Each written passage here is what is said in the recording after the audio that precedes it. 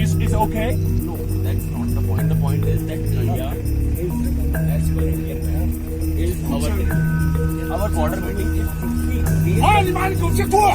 你来讲， That point in 现在 border 你妈给我 meeting, 过，否则有事情节一发生小后果，他们知道。 Okay, if that area is disputed, you have to raise I that just want border to meeting. tell you one Same word. we will raise. Okay, if we are given orders, if we have to hit that point, then we have to build. We have no other option. Okay, if you have.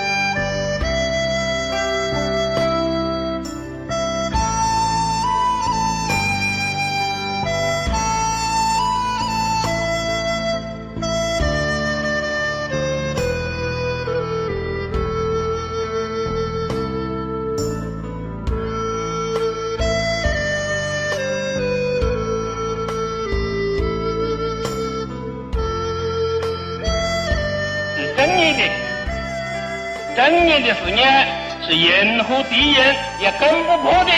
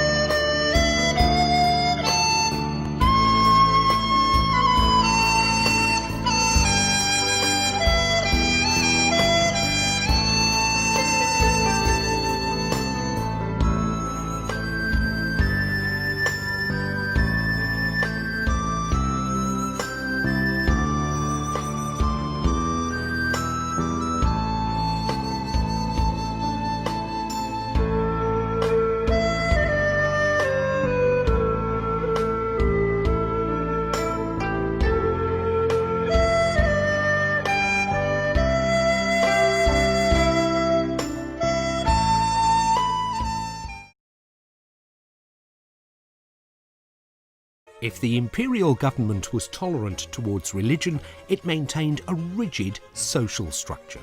At the top was the emperor, followed by the imperial scholar bureaucrats. Then came the landed gentry and small lot farmers. Artisans and manufacturers were also appreciated, but any innovative products had to meet government approval. Finally, at the lowest rung of society were the merchants, banned from government office, banned from riding horses, and at times even banned from wearing expensive clothes. Chinese inventions are impressive and very early. Enormous invention, but not so much innovation of a technologically useful kind. Merchants were always regarded as a threat because they could accumulate money without being under the power of the existing feudal establishment. And without an entrepreneurial merchant class, the idea of developing wealth and innovating ways of converting inventions into useful technology for production, let's say, never really happened. So, for example, gunpowder was used for fireworks. It was not used for explosive projectiles.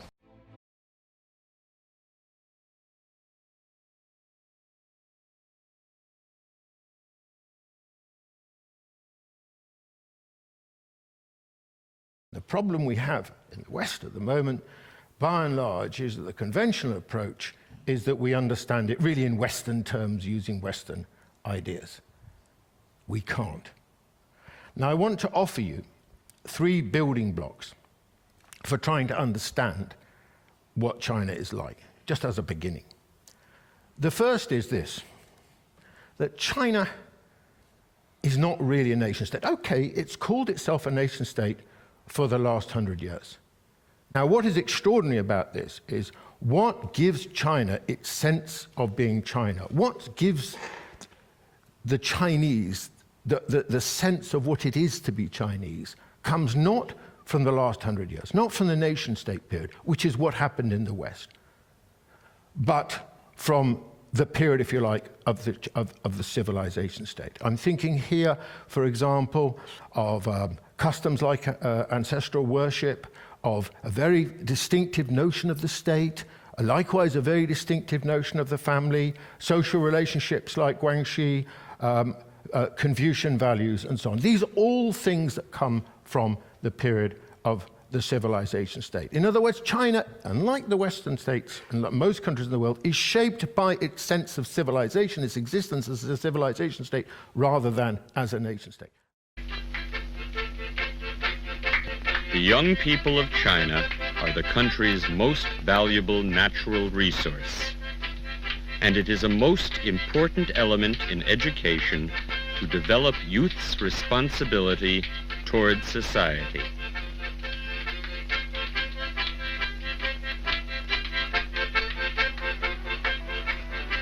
In kindergartens, the children present patriotic songs and plays.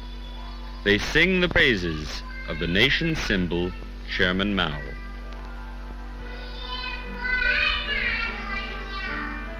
From very early age, the children are encouraged to participate in useful work at least half an hour every day by making small cardboard boxes or paper bags from old newspapers.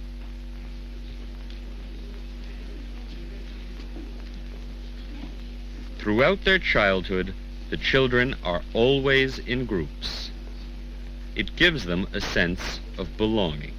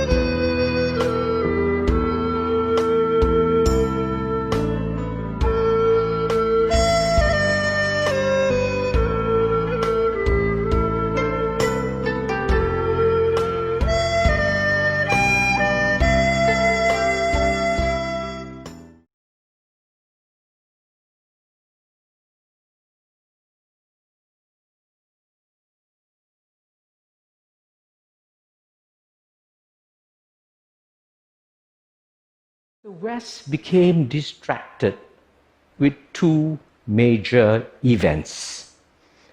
The first event was the end of the Cold War.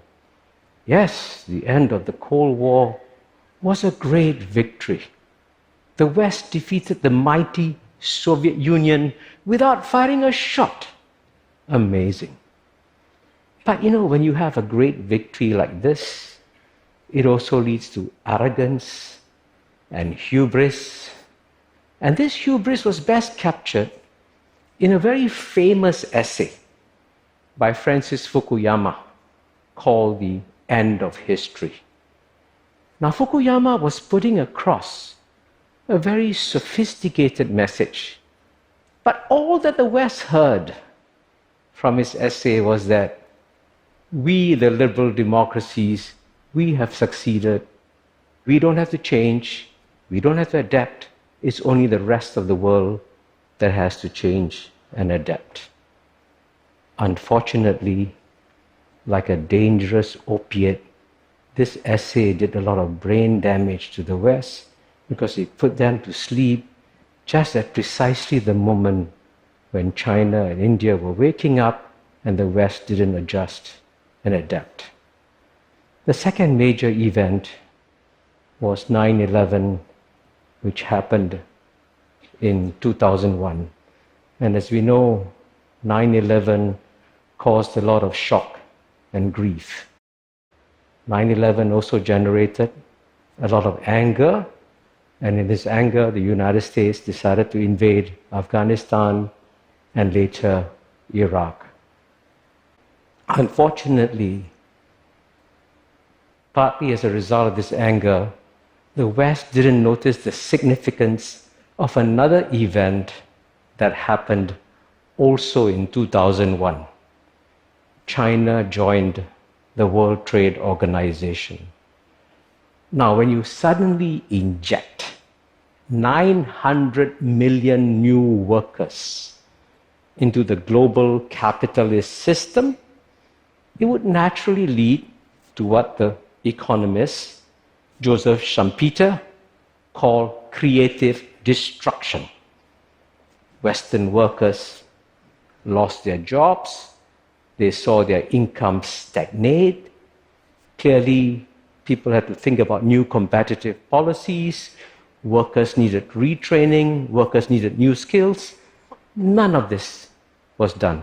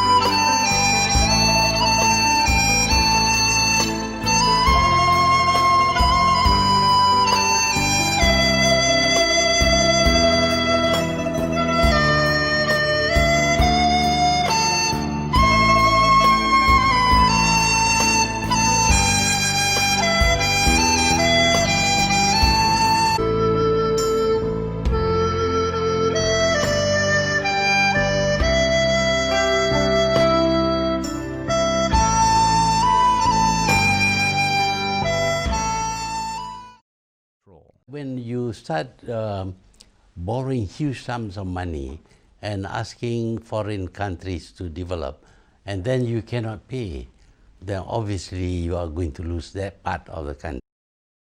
All the parts and the material were from China, and the payment for the contract were also to be made in China. That means that Malaysia doesn't get any benefit at all. The whole thing was done in a hurry by the previous government. China is a big power now, and big powers normally want to expand their influence.